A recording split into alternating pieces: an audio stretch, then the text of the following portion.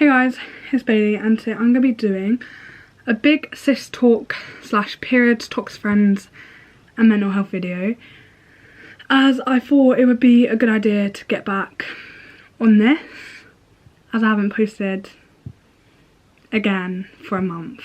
Okay, so the first one is, does Starface really work? I think it's doing nothing for me. So basically with me, it really depends on like the spot I have. So like I went through the same phase where I thought it wasn't working for me, but then when I like get whiteheads, like, you know, the spot with the white tatty thing on it, they feel it, like I fully think it works for me then.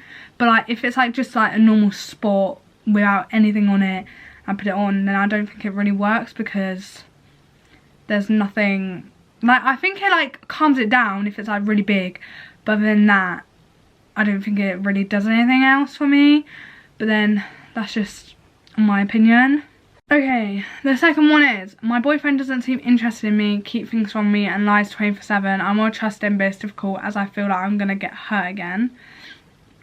So I feel like this is a massive thing in a relationship, because if you can't trust someone, then there's no point of you guys actually having like a relationship or staying in touch. Like for me, I do have bad trust issues from the past, like from like past relationships, which is sometimes hard as no one is the same and everyone's like different. Like as lads, everyone is different and no one's like really the same. But it's like, for me, when people have done me bad, like before, I'm scared, obviously my boyfriend's gonna do it to me, but like in the back of my mind I know he's definitely not gonna do that. But there's always like fear, like constant fear, and when someone shows they've done something or even shown a side you ain't seen before, maybe they've done something disrespectful, or maybe they've just done something that's really badly hurt you when you've seen that side of them. Sometimes it's hard to grasp the actual like them, because everyone makes mistakes. It's like so normal for you to make a mistake, honestly. Like if you're around my age, which is like my age is 17, 18, then it's just a prime time you're gonna do something wrong. I normally just get up and leave, because like if something, like someone's showing you, like not showing you the best of their ability, then there's no point in staying in a relationship with them. And that's not even just relationships, it can be like friendships to, like, as soon as someone shows me they're not a true friend and that they've done something wrong, I will take like that and leave. That will be me gone. Like I will completely blank you and pretend I don't even know you, because for me, if you show disrespect, then that's enough for me to walk away. But if I find, for me as well, obviously you saying you don't feel like he's interested in you anymore, I mean, it's definitely like that you will just have to like speak to him about it, because sometimes it's just your overthinking. So like it's just your overthinking going, oh no, he doesn't want to speak to you and he doesn't want you and all this, and that's probably not the case. Maybe he does want to still speak to you, but if he doesn't and he's not giving you what you're expecting, I'll just get up and leave, because at the end of the day, if they're not giving to give you what you want and they're not going to change for you, then why should you be with them and they're not the person for you? Because you should feel like you can be like yourself around your boyfriend or even a girlfriend or partner, whatever. If they can't give you 100%, then there's no point of you staying with them. The next one is any revision tips. Like for me, past papers, mock papers for me are important. Like going through them gives you an example of what will be in the exam, or an idea of what's going to be in the exams. So I do a lot of past papers, but also you can do like revision books.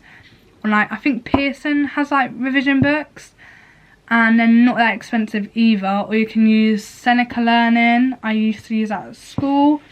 Or Hegarty Maths if you have a maths exam. Like, I know that it's not the best, but it will kind of do.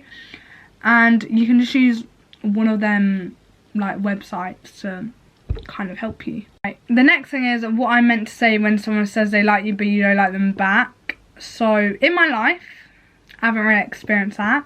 I don't think people that confess their love to me unless I've given them a reason to. So I don't really know if I've experienced this. But if I was you, shut it down and reply in a like polite way and say like thank you and that you appreciate it, or that you're grateful that you like me, like that. But unfortunately I do not see you in that way, and you don't have to be horrible. You can just like be normal about it, and you can still be like friends with them. But as long as you've given a clear no, there's no reason for you guys not to be friends with them. But personally, I'm not going to be friends with someone if they've told me they've liked me. And if you're in a new relationship, that's a bit disrespectful, in my opinion. If a boy said to me in the past, I like you, and I still continue being mates with them whilst I have a boyfriend, I personally think that's a bit disrespectful to my new boyfriend or my boyfriend, but it's up to you. Yeah. Like, it's up to you basically what you do.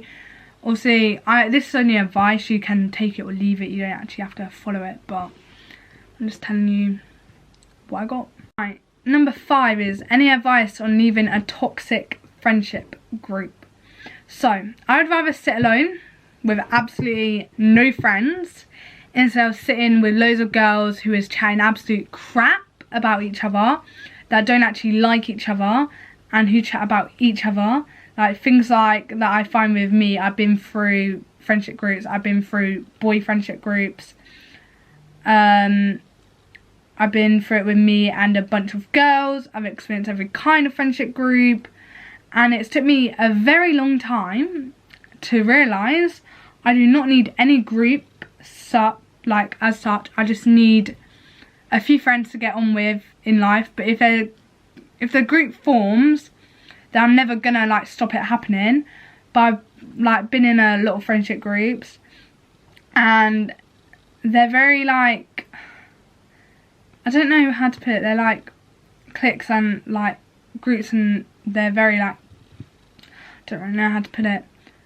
And I don't really want to be the one to talk about toxic friendship groups because I've been there so many times. But I will just say, if I was you, keep your circle very small and keep your mates close. I think that's the saying. I don't really know the saying, but I think that is the saying. Number 6, how do you talk to a boy when you're both like each other and you're both too shy? So, for me, I feel like with boys, like with my boyfriend, for example, it was hard at the start to have a conversation as he was like pretty shy.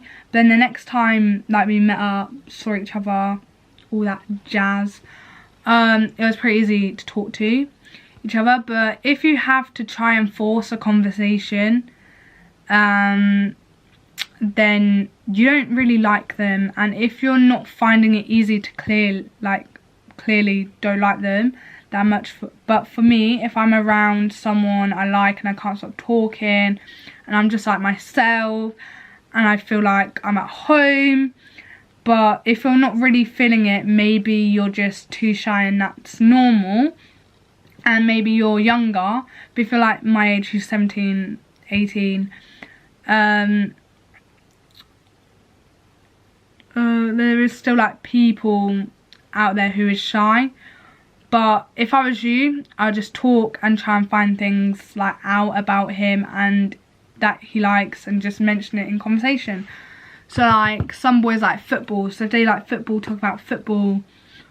Like obviously with me, my boyfriend does not like football, But, or talk about clothes, like what clothes are you into? Are you into like Mackenzie, Nike, Hoodrich, any of them? You get me? Next one is how to make a guy like you. And to me, I feel like this is a really horrible thing. Like, if a boy doesn't like you for you being yourself, then they clearly won't like you for me. I could give you all the advice in the world if